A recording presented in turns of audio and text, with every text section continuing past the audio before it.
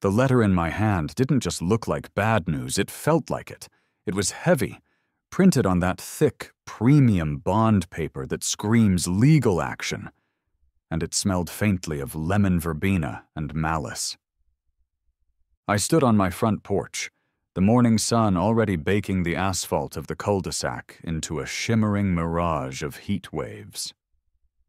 It was a Tuesday in July, the kind of day where the air is so thick you have to chew it before you inhale, but I wasn't sweating because of the humidity. I was sweating because of the number printed in bold size 14 Arial font at the bottom of the page. Total fine assessment, $500. In my left hand, I held the cause of this financial ruin. It was a Lego brick, a standard 2x4 studded brick, primary red. It weighed less than an ounce. It was plastic. It was mass-produced in Denmark. It was, ostensibly, a toy designed to foster creativity and spatial reasoning in children. But according to the document in my right hand, courtesy of the Willow Creek Estates Homeowners Association, this plastic brick was actually Class B refuse, a visual blight, and a direct violation of Community Standard 4.2 regarding curbside aesthetics. I stared at the brick. I stared at the letter. I looked out at my lawn, which was manicured to within an inch of its life. The Kentucky bluegrass standing at a uniform height of 3 inches, just as the bylaws commanded. $500, I whispered to the empty street. The words felt foreign in my mouth, like I was trying to speak a language I didn't know. 500 American dollars. I heard the sliding glass door open behind me. The rush of air conditioning hit my back, a stark contrast to the oppressive heat of the porch. Mike? It was Sarah. I didn't turn around immediately. I couldn't. If I turned around, I would have to admit that this was real. I would have to admit that we lived in a world where a piece of plastic the size of a thumb drive could cost more than a monthly car payment. Mike, you've been standing out there for 10 minutes, Sarah said, her voice carrying that specific tone of marital concern mixed with irritation. The eggs are getting cold, and Leo is asking why you're staring at the driveway like you're waiting for an alien invasion. I slowly pivoted. Sarah was standing in the doorway, wiping her hands on a dish towel. She saw my face first, pale, tight-jawed, eyes wide, and then she saw the paper. Her shoulders slumped instantly. It was a conditioned response. We had lived in Willow Creek for 4 years, and in that time, we had learned that certified mail never meant we had won a sweepstakes. Oh, God, she sighed, leaning against the doorframe. Is it the trash cans again? I told you I brought them in at 6:05 p.m. The grace period goes until 7 o'clock. It's not the cans, I croaked. Did we leave the garage door open? No. Is the grass too long? Too short? Too green? No, Sarah, it's not the grass. I held up the red Lego brick between my thumb and forefinger, presenting it like a piece of evidence in a murder trial. It's this. Sarah squinted, stepping out onto the hot concrete of the porch. She shielded her eyes from the sun. A Lego? 3 Legos, to be exact, I corrected, my voice trembling with a suppressed, manic energy. According to the citation, there was this red one, a yellow 2x2 and a blue slope piece. They were, and I quote, scattered negligently upon the front entryway, creating a chaotic and unkempt appearance visible from the main thoroughfare. Sarah stared at me. She blinked once, twice. You're joking? I wish I were joking. I wish I were hallucinating. I would prefer a brain tumor to this reality, Sarah, because at least a brain tumor is natural. This is bureaucratic evil. How much? She asked, bracing herself. She knew the drill. The first fine usually started at $50. I handed her the letter. She took it, scanning the text. I watched her eyes widen. I watched the color drain from her face. I watched her lips move as she silently read the number. 500? She choked out. Mike, this says $500. That's impossible. The schedule of fines says 50 for a first offense. Read the paragraph above the total, I said, turning back to glare at the street. Penalty enhancement for recidivism, she read aloud, her voice shaky. Due to the homeowner's history of repeat violations regarding the exterior clutter and storage clause, this violation has been escalated to Tier 3. She looked up at me, eyes wet with frustration. Recidivism! We aren't criminals! We're parents! We're repeat offenders, Sarah, I said, letting out a dark, dry laugh. Don't you remember the Great Garden Hose incident of 2023? You left the hose on the driveway for 2 hours to let it dry after washing the minivan. Violation, I said, ticking it off on my finger. And the pumpkin debacle of last November? It was November 2nd, she cried. It was 1 day after Halloween. We hadn't had time to throw it out yet. Seasonal decor must be removed by 12 a.m. on November 1st, I recited. The bylaws burned into my memory like a trauma. Violation number 2, strike 2, and now, thanks to our son dropping 3 pieces of Danish plastic while running inside to eat a grilled cheese sandwich, we have struck out. Tier 3, $500. Sarah crumpled the letter in her fist. We can't pay this, Mike. We just paid for Leo's braces. We have the car insurance due next week. This is theft. It's extortion, I corrected. It's a shakedown conducted by a woman in floral print capri pants. As if summoned by the mere mention of her aesthetic, I saw movement out of the corner of my eye. Down the street, moving with the slow, deliberate patrol speed of a shark in shallow water, was Mrs. Janice Gable. She was walking her dog, a hairless, trembling thing that looked like a rat with anxiety issues, but everyone knew the dog was just a prop. The dog was the cover for her true purpose. She was scanning. Her head moved on a swivel, checking gutter cleanliness, mailbox paint chippings, and unauthorized petunias. She held a clipboard against her chest. She's coming, I said. The adrenaline hit me like a shot of espresso. Mike, don't, Sarah warned, reaching for my arm. Come inside. We'll write a letter to the board. We'll appeal. Appealing to the board is like appealing to a brick wall, Sarah. A brick wall made of people who have nothing better to do than measure grass with a ruler. No. I want to look her in the eye. I pulled away from Sarah and walked down the porch steps. My bare feet hit the scorching hot driveway, but I didn't feel the burn.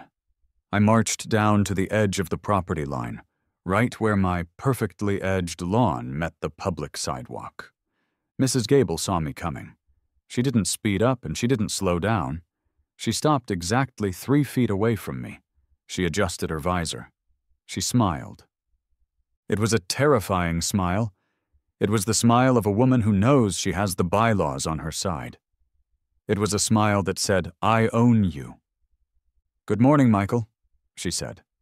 Her voice was sugary sweet, like lemonade laced with arsenic. Beautiful day for it, isn't it? For what, Janice?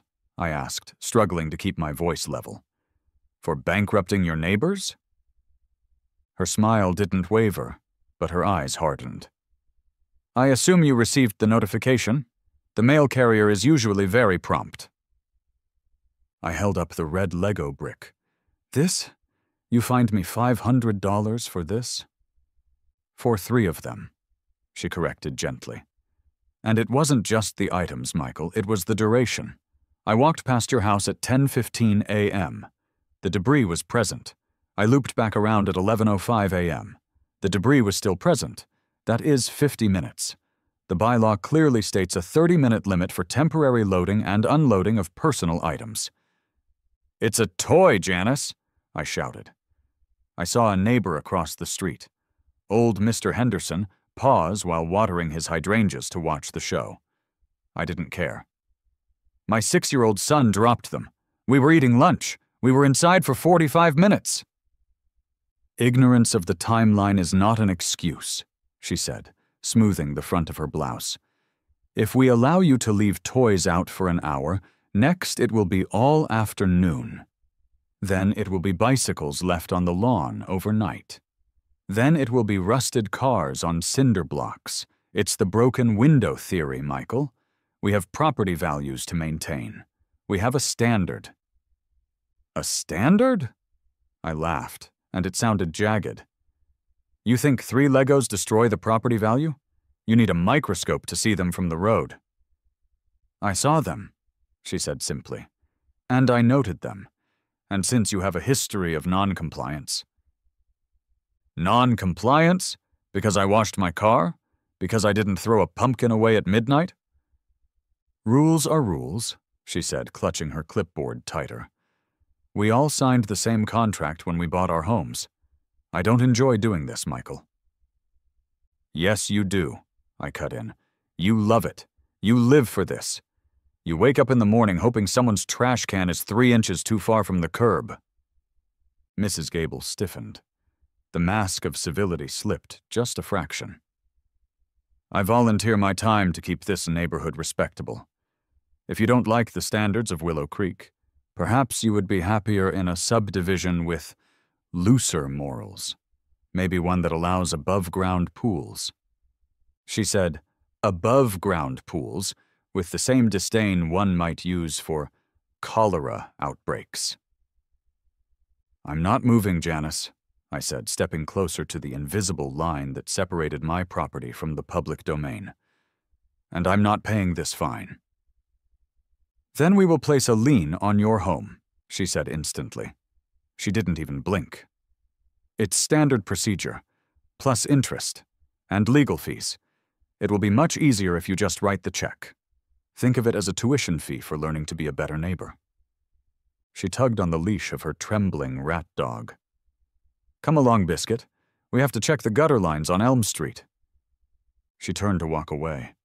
I stood there, vibrating with rage. My fists were clenched so hard my fingernails were digging into my palms.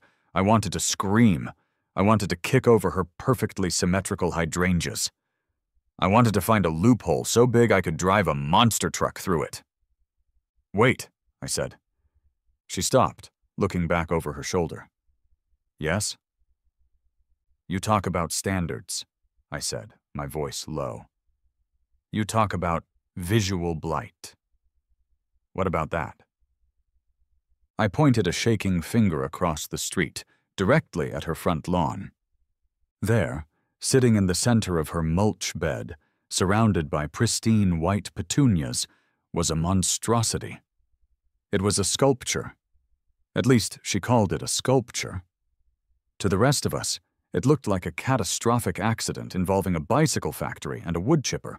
It was a twisted, jagged mass of rusted Cor-10 steel, brown and orange and sharp. It stood 4 feet tall. It was hideous. That, I said, that is rusty metal. That is debris. That is sitting out 24 hours a day. Why don't you fine yourself, Janice? Mrs. Gable turned fully around. She looked at her lawn. A look of serene, arrogant pride washed over her face. That is not debris, Michael, she said softly. That is art. It looks like tetanus, I spat. It is a commissioned piece titled Industrial Decay in D minor, she said. And if you had read your covenants, conditions, and restrictions recently, specifically Section 14B, you would know that permanent artistic installations are exempt from the debris statutes. Art enhances the culture of the community. It elevates the soul.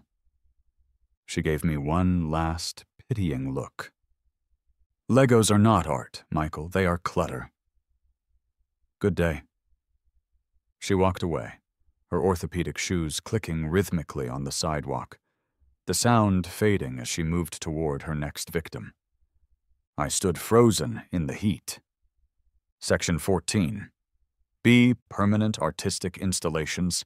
Exempt. The words echoed in my head like a church bell. I looked at the rusty horror show on her lawn. I looked at the red plastic brick in my hand.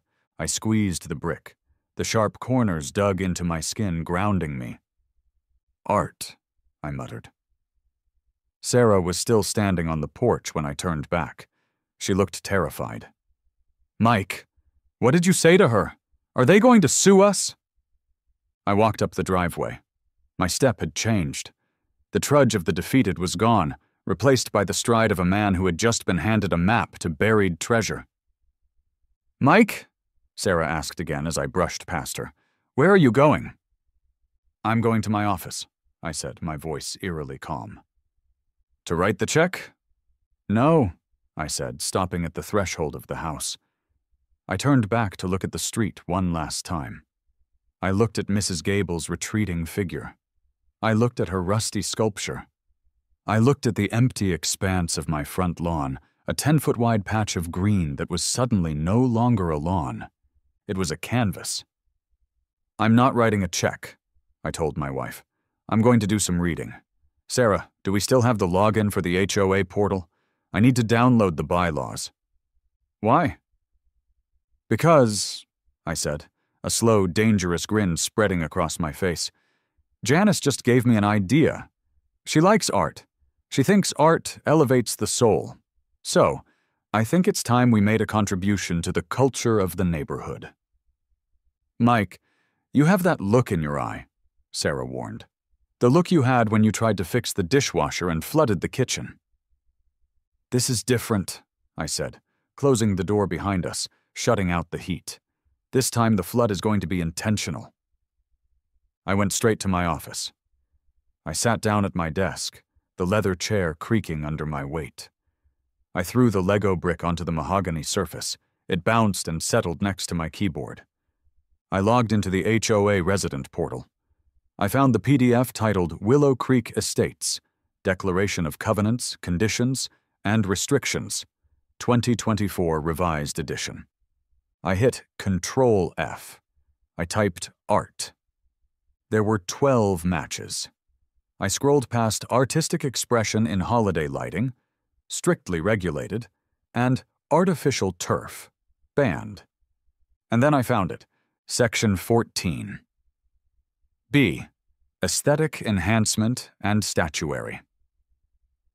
Homeowners are permitted to display permanent artistic installations, sculptures, or mosaics within the front yard setback, provided such installations are secured to the ground, constructed of durable, weather-resistant materials, and serve to enhance the unique cultural character of the community.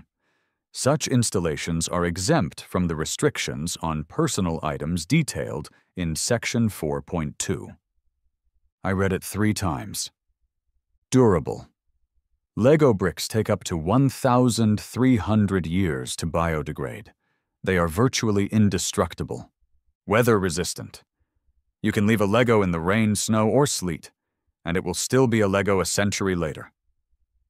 Secured to the ground. That was the key. If I just left them on the porch, they were debris. If I glued them to a board and cemented that board into the earth, they were a structure. They were a mosaic. I leaned back in my chair, interlacing my fingers behind my head. My heart was pounding, not with anger anymore, but with the thrill of malicious compliance. $500. She wanted $500 for 3 bricks. I picked up the red brick again. "Okay, Janice," I whispered to the empty room. "You want art? I'll give you art. I'll give you the most durable, weather-resistant, culturally enhancing mosaic this zip code has ever seen." I reached for a notepad and a pen. I wrote down 3 words at the top of the page: Project, Outdoor Mosaic. Then, underneath that, I wrote a shopping list. 1. Plywood, marine grade. 2. Construction adhesive, industrial strength. 3. Legos, lots of Legos. I checked my watch. It was 9:30 a.m. The hardware store opened at 8 o'clock. I stood up. I had work to do. But first I needed to design something Something big, something bold, something that would make Mrs. Gable's industrial decay look like a paperweight. I wasn't just going to pay a fine. I was going to build a monument to pettiness. I spent the next 4 hours in what could best be described as a fugue state of malicious compliance.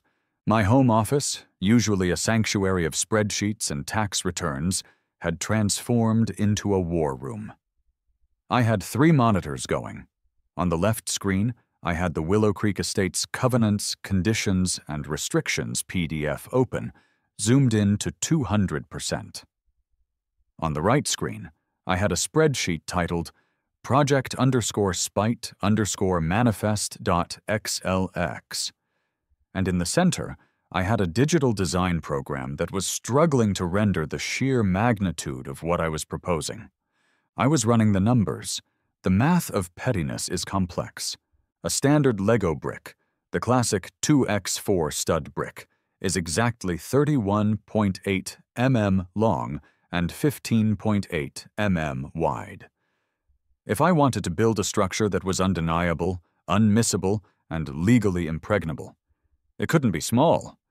It couldn't be a cute little garden gnome made of bricks. Mrs. Gable would kick a garden gnome over and claim it was a tripping hazard. No, it had to be a wall, a monolith. I decided on 10 feet by 8 feet. 80 square feet of cultural enhancement. I did the conversion. To cover 80 square feet in plastic bricks, assuming a mix of sizes but averaging out to the standard brick footprint, I would need approximately, I crunched the formula, 23,000 pieces. I leaned back in my chair, letting out a low whistle. 23,000 bricks. Mike? I spun around. Sarah was standing in the doorway holding a plate of reheated lasagna. She looked tired. The clock on the wall said it was 8:45 p.m. I had missed dinner. I had missed putting Leo to bed. I had missed the sunset. But I had found the path to salvation. "Hey," I said, rubbing my eyes. "Is that lasagna?" "It's cold," she said, setting it down on a stack of printer paper. She looked at the screens. She looked at the manic scribbles on my notepad. "You've been in here for 6 hours. Please tell me you're finding a way to appeal the fine and not planning to burn the neighborhood down."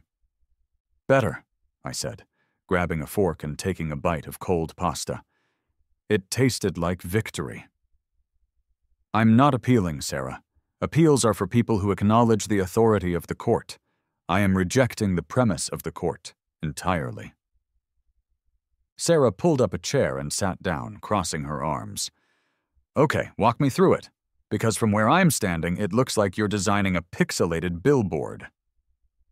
"It's not a billboard," I corrected, pointing to the center screen with my fork.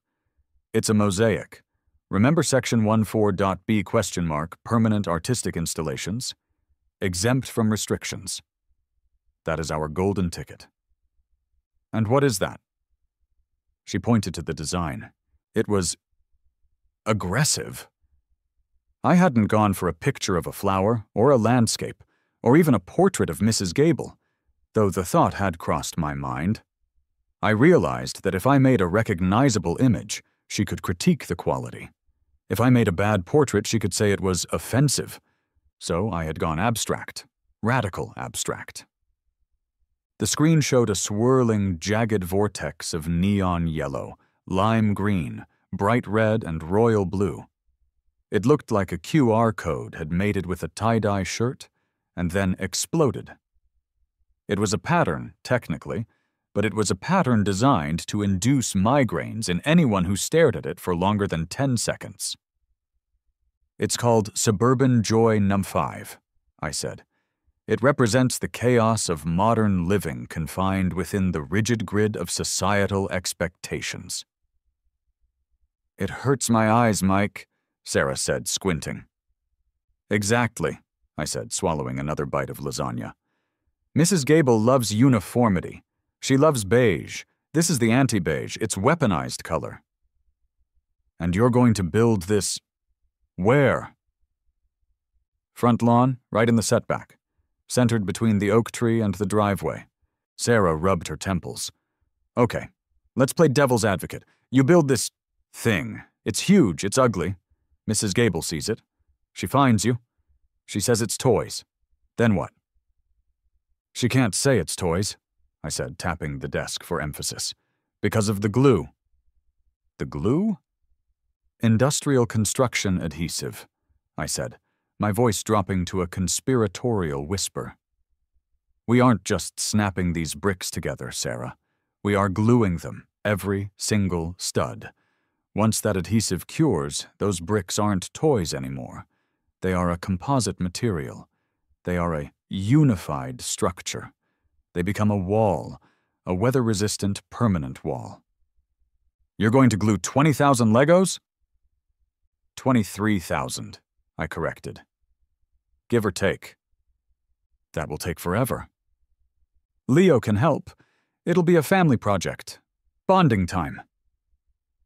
Sarah looked at me for a long time. She looked at the design, which was pulsing on the screen.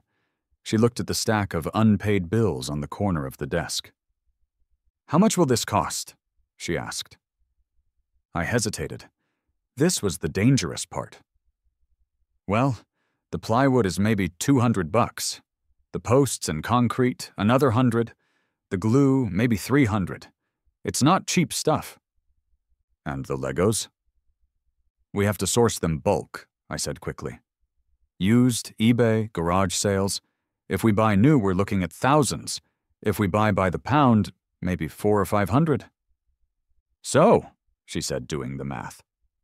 You are going to spend over $1,000 to avoid paying a $500 fine?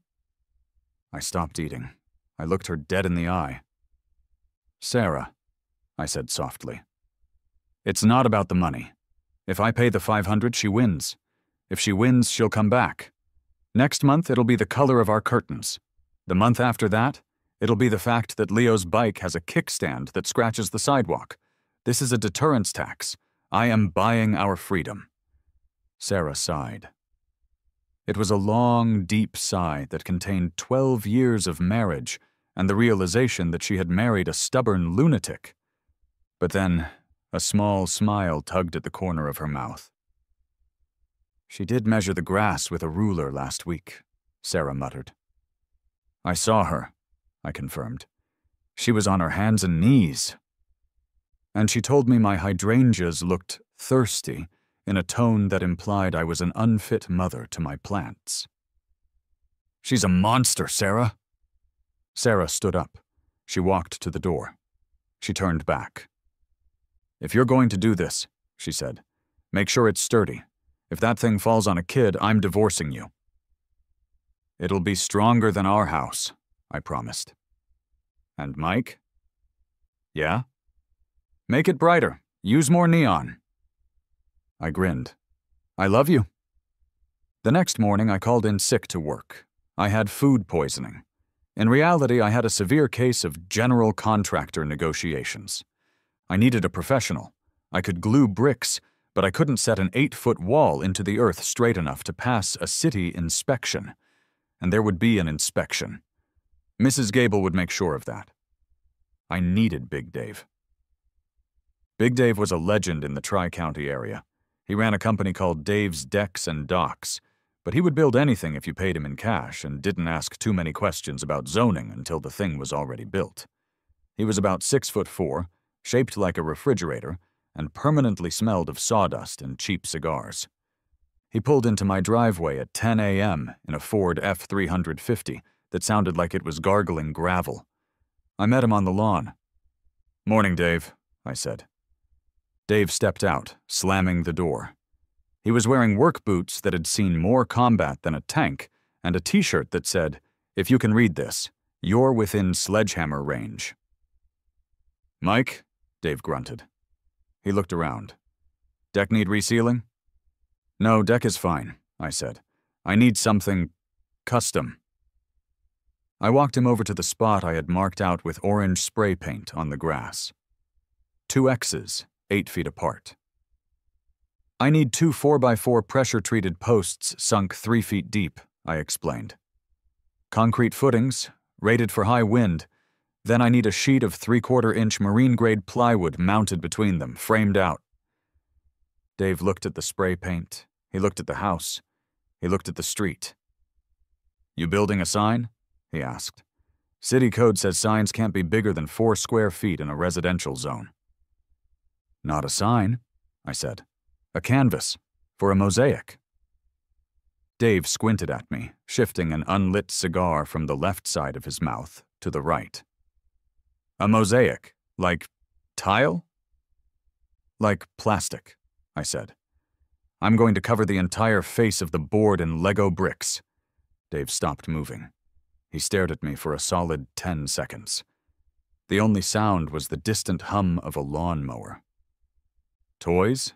Dave asked. Art, I corrected. It's a loophole. The HOA fined me for leaving Legos out, so I'm building a permanent Lego wall so they can never find me again. Dave's face remained stone cold. He looked like a statue carved out of granite and indifference. I was worried he was going to walk away. Dave was a serious man. He built load-bearing structures. He didn't build toy displays.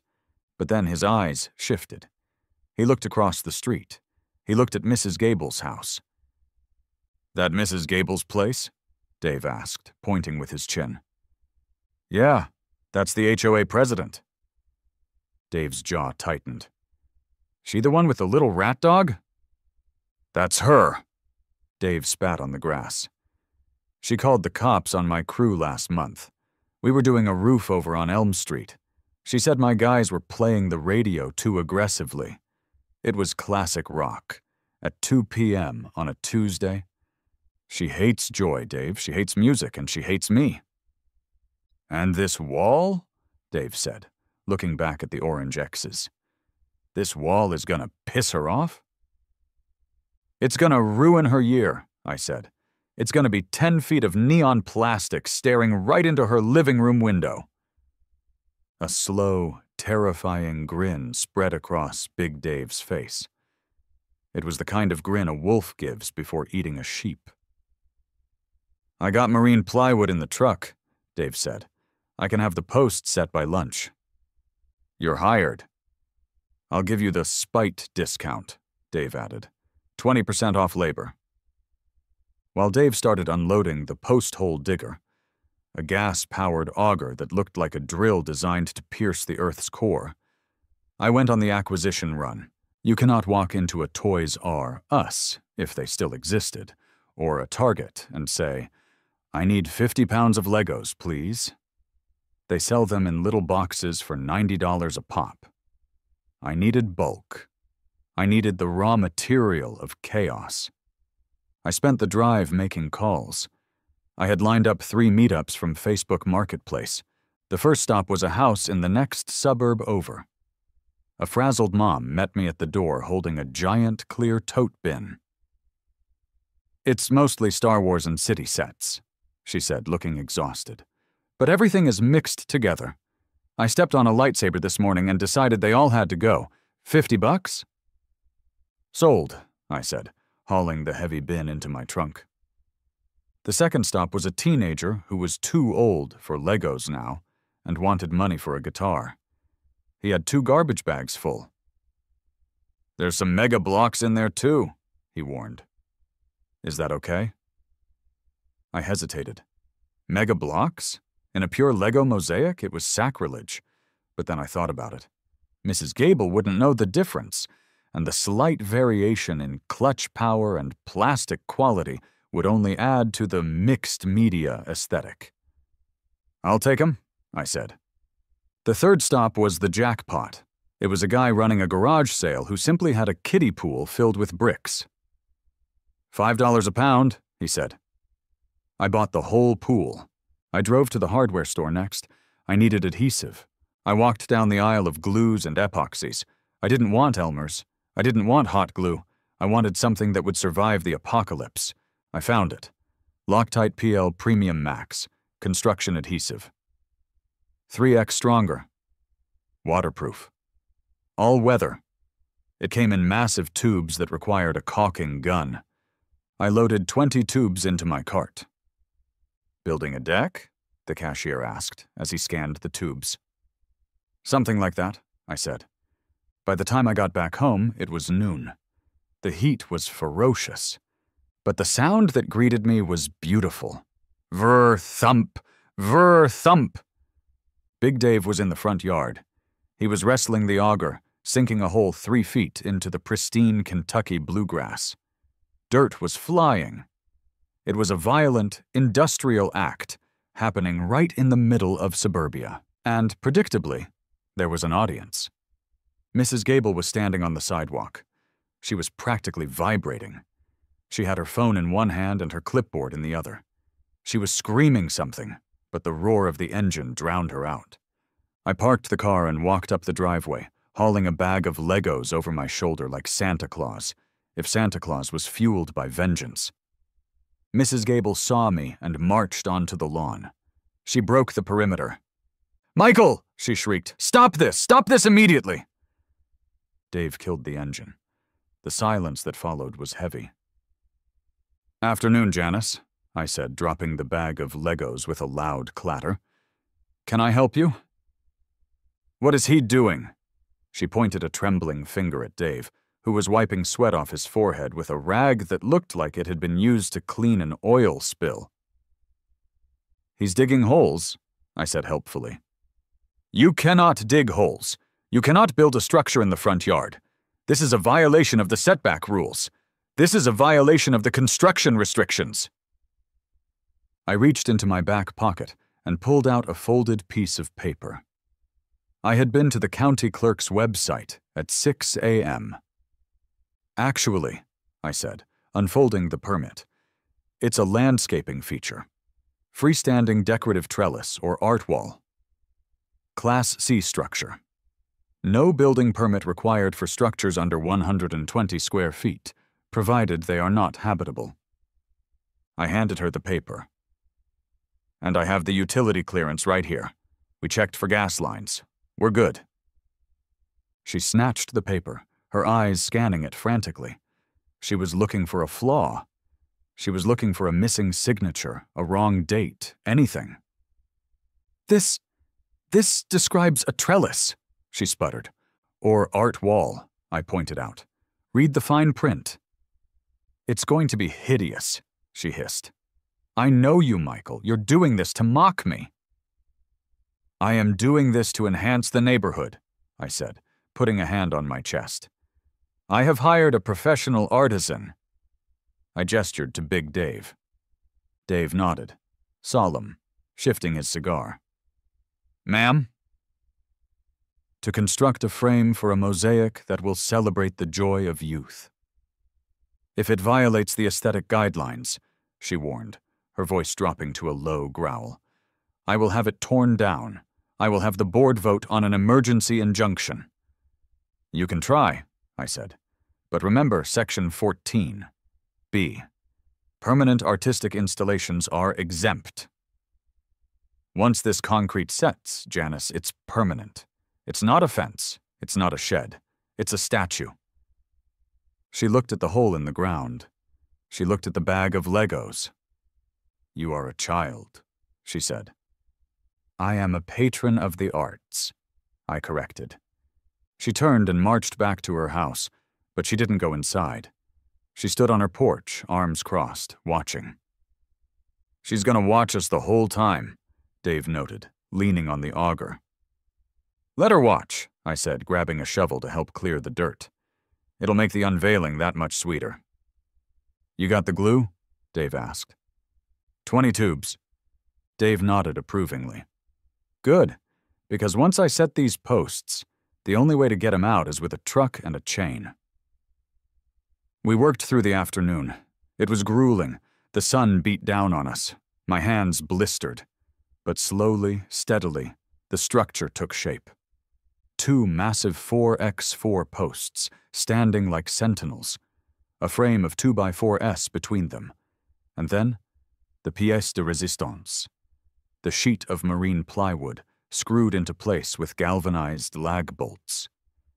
It stood there, raw and wooden, looking like a drive-in movie screen for ants. It blocked the view of my house from the street perfectly. That's solid, Dave said, slapping the wood. It didn't shudder. You could drive a car into that and the car would lose. Perfect. Now comes the fun part, Dave said, eyeing the bags of bricks. You really gonna glue all those? Every single one, I said. I looked at the blank wooden canvas. It was 4 p.m. The glue would take 24 hours to fully cure, but it would set in 30 minutes. Leo, I shouted toward the house. Get your shoes on! We have work to do! Leo came running out, holding a juice box. He stopped dead when he saw the wall. He looked at the giant pile of Legos on the driveway. Whoa, he said. Is that for me? Sort of, I said, handing him a tube of heavy-duty construction adhesive. Son, we're going to make a masterpiece. But listen to me carefully. This glue is not like school glue. If you get this on your hands, it stays there until college. Understand? Leo nodded, eyes wide. Cool. Big Dave, I said. You want to glue the first brick? Dave chuckled. He reached into the bin and pulled out a white 2x4 brick. He squeezed a thick bead of brown adhesive onto the back. He walked up to the bottom left corner of the wall. He pressed it hard against the wood. He held it for a second. There, Dave said. Let the games begin. I looked across the street. Mrs. Gable was watching through her blinds. I picked up a red brick. I applied the glue. I stuck it right next to Dave's. One down. 22,998 to go. If you have never applied industrial-grade construction adhesive to the back of a 2x4mm piece of plastic, let me tell you, it is a meditative practice. It is also a practice that destroys your fingerprints, your back, and your will to live. We called it the Kregel phase. By the end of day one, we had covered maybe 4 square feet. The bottom corner of the wall looked like a pixelated rash. The adhesive Loctite PL Premium Max was thick, brown, and viscous. It smelled like chemicals and permanent decisions. My thumb is stuck, Leo announced around 6 p.m. I looked down. My 6-year-old was holding a yellow brick. It was fused to his thumb. Pull it off, buddy, I said, wiping a glob of glue from my own forehead. I can't. It's part of me now. He was right. We had to use mineral spirits to liberate him. But he went right back to it. There was something intoxicating about the permanence of it. Usually when you build with Legos, there's a fragility to it. A stray foot, a younger sibling, a gust of wind, it can all come crashing down. But this was forever. I had printed out the schematic for Suburban Joy Num 5 and taped it to the plywood. It was a color-coded grid. Okay, next row, I commanded, sounding like a foreman on a chaotic construction site. I need 3 blues, a red spacer, and do we have any of those flat, smooth pieces? Tiles? Leo asked. Yeah, I found a bag of them. Give me the tiles, we need texture. By day 2, the novelty had worn off for me. But something strange happened. The neighborhood woke up. It started with Mr. Henderson. He came over to inspect the progress, holding a cooler. Looking good, Mike, he said, staring at the chaotic jumble of colors that was slowly creeping up the wood. Is that a Lego shark? It is, I said, pressing the shark firmly into the glue so it protruded from the wall like a trophy mount. It represents the predatory nature of HOA fees. Henderson chuckled. He popped a beer and handed it to me. You know, I've got a tub of Duplos in the attic. My grandkids don't use them anymore. They're bigger, cover more ground. Bring 'em, I said. We don't discriminate against brick size. Henderson didn't just bring the bricks. He stayed. He grabbed a caulking gun. I hate her, he muttered, squeezing a line of adhesive onto a green Duplo block. She measured my hedges with a yardstick last week, said they were aggressively unkempt. He slammed the brick onto the wall. Thud. That felt good, he said. By the afternoon of day 3, it had turned into a full-blown community event. It was like Tom Sawyer whitewashing the fence, except instead of whitewash, we were using toxic glue. And instead of a fence, we were building a monument to spite. A teenager from down the block, a kid named Tyler who usually communicated solely in grunts and skateboard noises, rolled up. He was holding a dusty, half-destroyed Lego Death Star. "Yo," Tyler said. "Yo," I replied, not looking up from a tricky section of blue sky.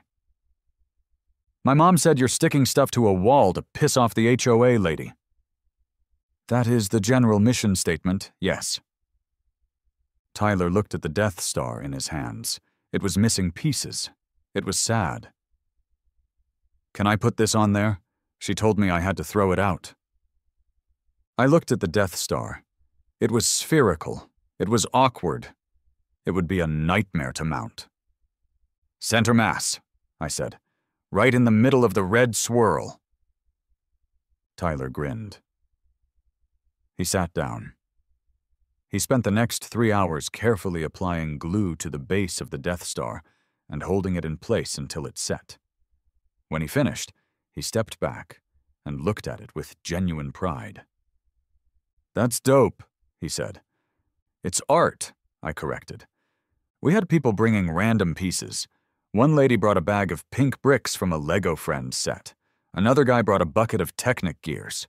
We glued them all. Mrs. Gable watched it all. She sat on her porch across the street, behind her hydrangeas, taking notes. She didn't come over. She didn't yell. She was waiting.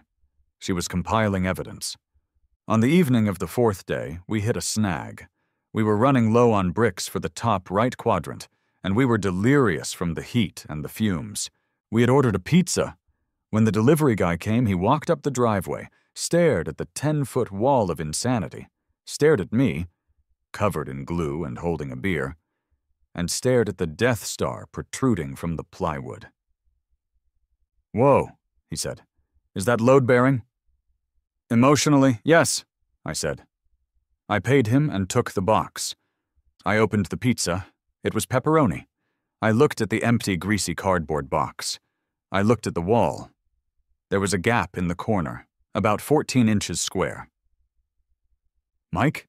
Henderson said, seeing where my eyes were going. "No." "Mixed media," I whispered. "That's perishable, Mike. That's garbage." "Not the pizza," I said, taking a slice out. "The box." I closed the lid. It had a picture of a smiling Italian chef on it. It was colorful. It was cardboard. "It's a commentary on consumerism," I said. I flipped the box over and slathered the back with Loctite. I climbed the ladder. I pressed the pizza box into the top right corner. I smoothed it out. "It adds depth," I declared. "It adds a grease stain," Henderson countered. "It's beautiful." We finished on a Thursday. The final brick was placed by Leo. It was a tiny, singular gold stud, the one ring of Legos. He placed it right in the center of the Death Star. We stepped back. It was, describing it is difficult. It was 10 feet wide and 8 feet tall. It was a riot of color. It had texture. It had gears. It had a shark. It had a pizza box. It had a localized gravity field of ugly. The adhesive had cured rock hard. You could have hit that wall with a baseball bat, and the bat would have shattered. The bricks weren't coming off. They were part of the geology now. "It's the ugliest thing I've ever seen," Sarah said, standing on the porch with her arms crossed. She was trying not to smile. "It's magnificent," I said, wiping my hands on a rag. "It's Suburban Joy numbered 5. "Is that a pizza box?" "Don't stifle the artist, Sarah." We didn't have to wait long for the review. Mrs. Gable had been biding her time. She knew she couldn't stop the construction because I had the permit for a trellis. But now that it was finished, now it was subject to the Visual Standards Committee. The letter appeared in my mailbox the next morning. It wasn't a fine this time. It was a cease and desist and order to demolish. Dear Mr. Reynolds, the structure erected in your front yard setback has been deemed a public nuisance and a hazardous structure by the board. Furthermore, the use of refuse materials, toys, cardboard, industrial waste, violates Section 8.1 regarding clean and sanitary premises. You have 24 hours to remove the structure, or the association will contract a removal service at your expense. Additionally, local law enforcement will be notified regarding the illegal dumping of hazardous materials. Hazardous materials? I laughed, reading the letter over coffee. It's plastic. And a pizza box, Sarah reminded me, which will attract ants. I sealed the box with clear coat, I said defensively. It's archival. She's calling the cops, Mike. The letter says law enforcement. Good, I said. Let them come. I have the receipts, I have the bylaws. And most importantly, I have Big Dave's assurance that this thing is up to code. The police arrived at 9 a.m. on a Saturday. It is never a good sign when a police cruiser pulls up to your house on a Saturday morning. It implies that your weekend is about to take a sharp turn into legal trouble. But Mrs. Gable hadn't just called the non-emergency line. Oh no. Based on the speed at which the cruiser arrived, she must have used phrases like active disturbance or chemical hazard. I was sitting on the porch, waiting. I was wearing my World's Okayest Dad t-shirt. I wanted to look non-threatening. The cruiser stopped. Officer Miller stepped out. I recognized Miller. He was a regular at the coffee shop downtown. He looked like a man who was perpetually 10 minutes away from retirement, even though he was probably only 40. He adjusted his belt, looked at Mrs. Gable, who was standing on the curb, vibrating with righteousness, and then looked at the wall. He stopped. He took his sunglasses off. He squinted. "Officer!" Mrs. Gable shrieked, pointing at me. "Thank God you're here! Look at it! Just look at it!" Miller looked at it. The morning sun was hitting the neon bricks. The glare was significant. The Death Star looked particularly menacing. "Morning, officer," I called out, walking down the steps. Miller looked at me. He looked at the wall. He looked back at me. "Sir," he said, his voice flat. "Is that Legos?" "It is a mixed-media mosaic, officer," I said, constructed of thermoplastic polymer bricks and recycled cellulose fiber. "It's a pizza box," Miller noted, pointing to the corner. "It's mixed media," I repeated. Mrs. Gable marched over. "It is a hazard. It blocks the view of the street. It is a distraction to drivers. And it is made of garbage. He is dumping trash in the front yard and calling it a fence." "It's not a fence," I said. "It's art." "It is not art," she screamed. "It is a pile of toys glued to a board." Officer Miller held up a hand. "Ma'am, please, lower your voice." He walked up to the wall. He touched it. He tapped a blue brick with his knuckle. "Hard. Solid," he muttered. "It's anchored in concrete, officer," I said helpfully. "Wind load rated for 120 miles per hour. It's safer than my house." Miller walked around to the side. He checked the setback. He checked the sidewalk clearance. "It's not blocking the right-of-way," Miller said, turning back to Gable. "It's on his property." "But it's ugly," she argued. "It violates the community aesthetic." Miller sighed. It was the deep, weary sigh of a man who deals with domestic disputes and traffic accidents and really didn't want to mediate a debate about modern art. "Mrs. Gable," Miller said, "being ugly isn't a crime. If it was, half the Honda Civics in this town would be impounded." I stifled a laugh. Mrs. Gable turned purple. "It creates a distraction," she insisted. Someone could crash staring at it. Ma'am, with all due respect, that rusty radiator you have on your lawn is pretty distracting too, Miller said, gesturing across the street. That is a sculpture, she gasped. So is this, Miller said. He looked at the wall again. He leaned in closer to the center. Hey, is that the Millennium Falcon cockpit? Good eye, I said. From the 2011 set. Miller nodded appreciatively. Nice. My kid has the new one. Costs a fortune. He turned back to Mrs. Gable. Look, ma'am, I can't make him take it down. It's not a safety hazard. It's not blocking fire access. It's not hate speech. It's just colorful. It creates a public nuisance. No, ma'am, Miller said, his voice hardening slightly. Calling 911 because you don't like your neighbor's decoration? That is a public nuisance. Mrs. Gable opened her mouth, then closed it. She looked like a fish that had been slapped with a wet towel. This is a civil matter, Miller concluded. Take it up with the board, take it to court, but don't call me unless he starts throwing the bricks at cars. He turned to me. Sir, try to keep the glare down? I'll wax it, officer. Miller got back in his car. As he drove away, I saw him laughing. I turned to Mrs. Gable. She was trembling. She wasn't defeated. She was energized. This was her fuel. She needed an enemy, and I had given her a dragon to slay. You think this is funny, Michael? She whispered. I think it's hilarious, Janice. The bylaws, she said, her voice shaking with rage. The bylaws allow the board to remove any structure deemed structurally unsound or lacking in professional craftsmanship. I will hire an inspector. I will hire a demolition crew, and I will send you the bill for every second of their time. You do that, I said, but be careful. Why? Because, I said, pointing to the wall.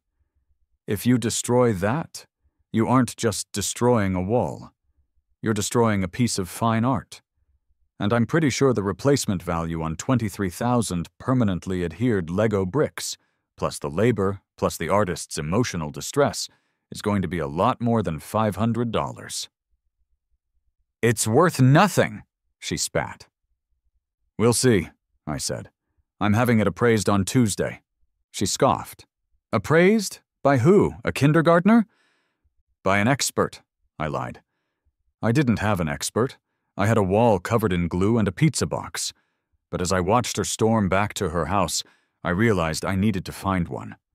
If I could get a piece of paper saying this monstrosity was worth money, she wouldn't dare touch it. I pulled out my phone. I scrolled through my contacts until I found my cousin's friend, Julian. Julian was a guy who wore scarves in July and taught interpretive sculpture at the community college. He owed me money from a poker game 3 years ago. I hit dial.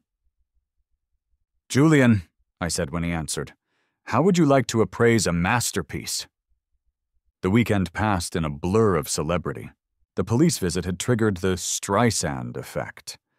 The neighborhood Facebook group exploded. Thread. What is that thing on the Reynolds lawn? Comment by Soccer Mom 42. It's hideous. I love it. Comment by Gable Rules. It is an abomination. Property values are dropping as we speak. Comment by Tyler Skate. My Death Star looks sick. People started driving by slowly. Some took pictures. A few teenagers stopped to take selfies with the shark. It was becoming a landmark. Sunday morning, I went out to get the paper and found a small bouquet of plastic flowers left at the base of the wall. There was a note.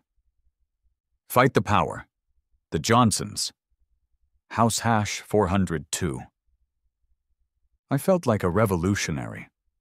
A revolutionary in pajamas, sure, but a revolutionary nonetheless. But the real test was coming. Monday morning brought a certified letter from the HOA's legal counsel. Notice of intent to abate. They were skipping the fines. They were going straight to demolition. They claimed the structure was unauthorized, despite my permit, which they claimed was for a trellis, not a solid wall, and that it violated the harmony of external design clause. They had scheduled a removal assessment for Wednesday. That meant a guy with a sledgehammer was coming to see how hard it would be to knock down. I needed Julian, and I needed him to be convincing. I called him back. "Julian, I need you to look the part. I need you to look like you just flew in from Art Basel. Can you do that?" "Michael," Julian said, his voice dripping with unearned pretension. "I own a beret. I was born for this." "Good. Be here Tuesday at noon. That's when she waters her petunias." Tuesday, 11:55 a.m. The stage was set. I was on the porch, sipping iced tea. The wall was gleaming aggressively in the sun. The pizza box had started to curl slightly at the edges, adding to the decay aesthetic. Mrs. Gable was out. She was deadheading her roses, but her eyes were fixed on my driveway. At exactly 12 p.m., a beat-up Volvo station wagon rattled up the street. It backfired once, loudly, before coming to a stop in front of my house. Julian stepped out. He was magnificent. He was wearing black skinny jeans, a black turtleneck, it was 88 degrees, a tweed jacket with elbow patches, and, as promised, a beret. He also had a red scarf draped loosely around his neck and was carrying a leather satchel. He didn't look at me. He walked straight to the wall. He stood 6 inches from it. He hummed. Yes. He took a pair of thick-rimmed glasses out of his pocket, put them on, and peered at the Death Star. "Tragic," he whispered, loud enough to be heard across the street. "Utterly tragic." Mrs. Gable couldn't help herself. The curiosity was a physical itch she had to scratch. She put down her shears and walked to the edge of the sidewalk. "Can I help you?" she called out. Julian spun around, looking startled, as if he had been pulled from a deep trance. "Madam," he said, bowing slightly, "I am Julian St. Cloud, senior appraiser for the Institute." "The Institute of what?" she asked suspiciously. "Contemporary suburban Dadaism and plasticine structures," he said smoothly. He turned back to the wall. "I have been summoned to document this piece before it is acquired." "Acquired?" Mrs. Gable asked, stepping closer. "It's trash. It's Legos." Julian gasped. He actually clutched his chest. "Trash?" he choked. "Madam, you are looking at a seminal work of the post-consumerist era, the juxtaposition of the playful medium with the permanence of the industrial adhesive. It speaks to the trapped inner child of the modern taxpayer." He gestured to the pizza box. "And this, the incorporation of the greasy cardboard. It is a savage critique of fast food culture. It is suburban joy number 5. Mrs. Gable looked at the pizza box. She looked at Julian. "You're joking." "I never joke about valuation," Julian said, pulling a clipboard from his satchel. "I am preparing the insurance rider. Given the material costs, the rarity of some of these vintage acrylonitrile butadiene styrene components, and the sheer artist hours," he scribbled something on the paper. He looked up at the sky, doing mental math. "I would place the replacement value conservatively at $25,000. Mrs. Gable dropped her pruning shears. They hit the sidewalk with a metallic clatter. "25,000?" she stammered. "Perhaps 30, Julian mused. "The market for spite art is very hot right now. Banksy started this way, you know." He turned to me, winking discreetly behind his thick glasses. "Mr. Reynolds, I would advise you to increase your liability coverage. If anyone were to damage this masterpiece, the litigation would be significant. Destruction of fine art is a serious tort." I nodded solemnly.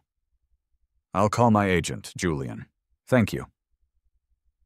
Mrs. Gable looked at the wall. She looked at Julian. She looked at me. She looked at the rusty piece of metal on her own lawn. She knew she was beaten. She didn't know how she was beaten. She probably suspected fraud, but she knew the risk. If she sent a bulldozer and I sued for $25,000, the HOA insurance premiums would skyrocket. The other board members would eat her alive. She turned around. She didn't say a word. She walked back to her house, picked up her shears, and went inside. Julian watched her go. "Was that too much?" he asked, dropping the accent. "The beret was a nice touch," I said. "Come on inside. I have beer and the AC is on." "Good," Julian said, peeling off the scarf, "because I'm sweating like a sinner in church." We had won the battle. The demolition crew never showed up. But the war wasn't over. I had a wall. I had a victory. But now, I had to live with a 10-foot Lego monstrosity on my lawn forever. Or did I? The endgame was approaching, and I was going to make sure the exit was just as petty as the entrance. The days following the appraisal were the quietest days in the history of Willow Creek Estates. It was a silence born of terror. Mrs. Gable didn't come outside. Her blinds remained drawn. The neighborhood waited. The wall, however, did not stay quiet. It became a celebrity. I woke up on Wednesday to find 3 teenagers filming a TikTok dance in front of the Death Star. On Thursday, a minivan slowed down, and a woman leaned out the window to take a picture with an iPad. "It's a landmark," I told Sarah over coffee. We were standing in the living room, peeking through our own curtains. "It's a monstrosity," Sarah said, though she was smiling. "But I have to admit, the silence is nice.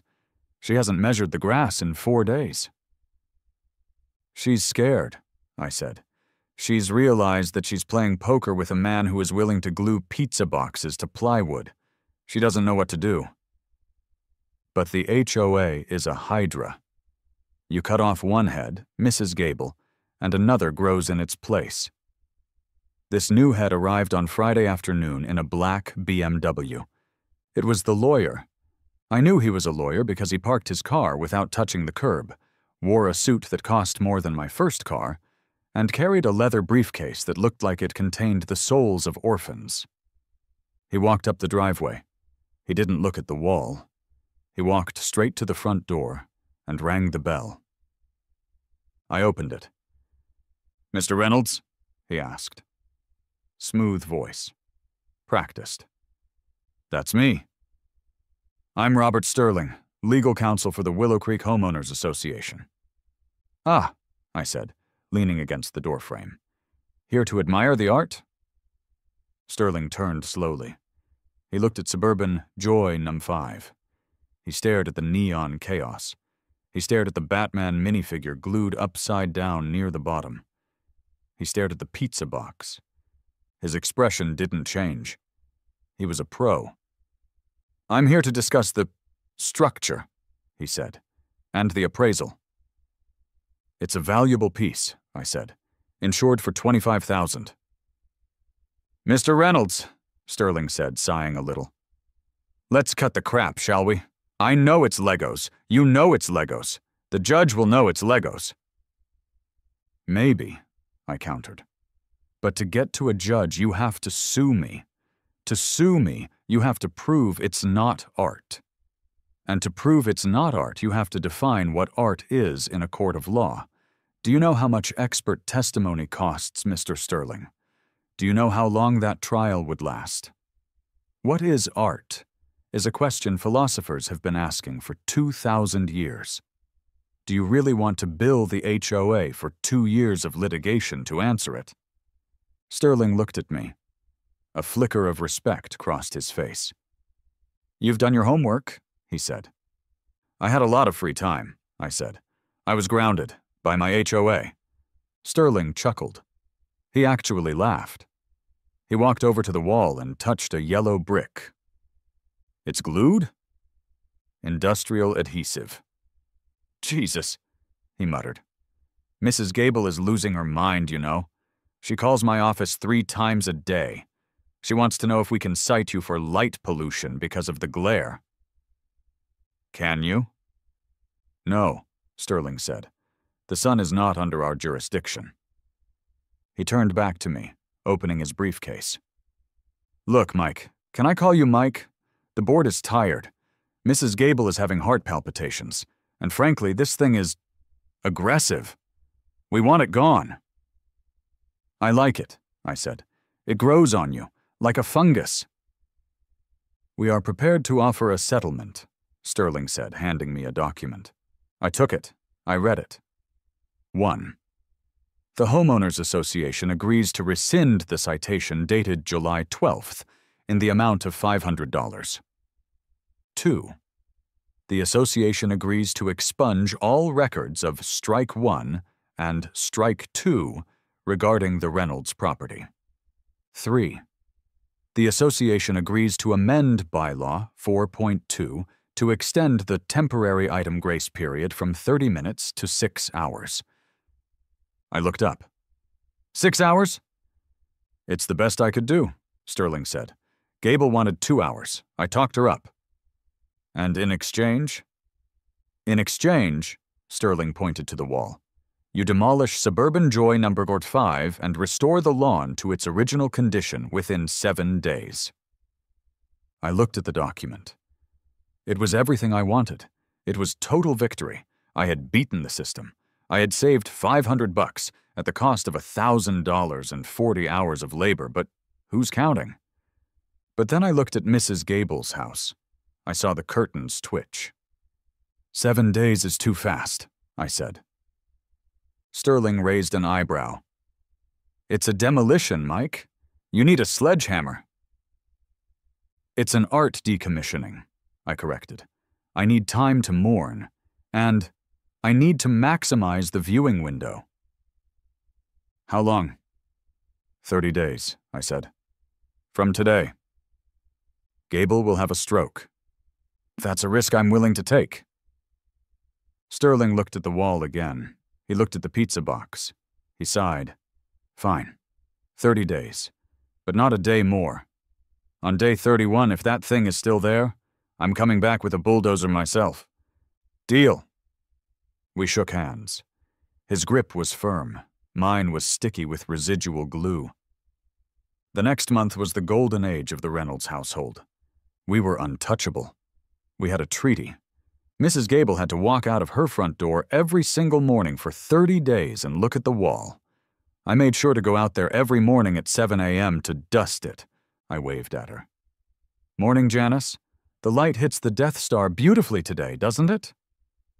She never waved back. She just walked faster, her little dog scrambling to keep up. But here is the secret I never told her. By day 15, I hated the wall too. It was hideous. It killed the grass underneath it. Spiders started living in the crevices between the bricks. The pizza box did, in fact, attract ants. A colony of sugar ants established a metropolis inside the cardboard crust. Every time I pulled into the driveway, the neon colors assaulted my retinas. It was like living next to a radioactive clown. I can't wait for this thing to be gone, Sarah whispered one night in bed. Me neither, I admitted. But we have to hold the line. We have to finish the sentence. We kept it up until day 29. I wasn't going to give them the satisfaction of taking it down early. I wanted to squeeze every drop of irritation out of the contract. On the morning of day 29, I called Big Dave. It's time, I said. The wall falls? Dave asked. The wall falls. Dave showed up with a chainsaw and a sledgehammer. He also brought a six-pack because Dave understood the ceremonial nature of the event. We didn't just knock it down. We deconstructed it. The chainsaw roared to life. Vroom roar! Mrs. Gable came out onto her porch. She had a folding chair. She sat down. She had a glass of lemonade. She was there to watch the execution. Look at her, Dave shouted over the engine. She's glowing. Let her have this moment, I said. She's paid a high price for it. Dave cut the plywood into 4-foot sections. It was tough work. The glue had bonded the plastic to the wood at a molecular level. The saw blade shrieked as it hit the pockets of Loctite. Chunks of the masterpiece fell onto the dead grass. The shark fell. The pizza box fell. The Death Star, surprisingly, remained intact, rolling away like a severed head. It took 4 hours. By noon, the posts were dug up. The concrete footings were hauled out. The lawn was a mess of dirt and sawdust. But the view was clear. I grabbed a rake and started cleaning up the debris. I raked up the plastic shards. I raked up the wood chips. When the last bag was loaded into Dave's truck, I stood there, leaning on the rake, sweating in the midday sun. The yard was empty. The monster was gone. Mrs. Gable stood up from her chair. She walked to the edge of the street. She looked at the empty space. She looked at me. She smiled. It was a genuine smile of relief. "It's gone," she called out. "It's gone, Janice," I replied. "The neighborhood looks much better," she said, her voice regaining some of its old haughty power. "I hope you've learned something from this, Michael." I walked over to the curb. I reached into my pocket. "I did learn something," I said. I pulled out a single red 2x4 Lego brick. It was the only one I had saved. It had a chunk of wood still glued to the back of it. "I learned that art is subjective," I said, tossing the brick gently in the air and catching it. "And I learned that under the new Bylaw 4.2, which I believe you signed yesterday, I can leave my personal items out for up to 6 hours." I dropped the brick on the sidewalk, right in front of her. "Oops," I said. "I dropped my art. I'll pick it up. Later." Mrs. Gable stared at the brick. She stared at me. Her eye twitched.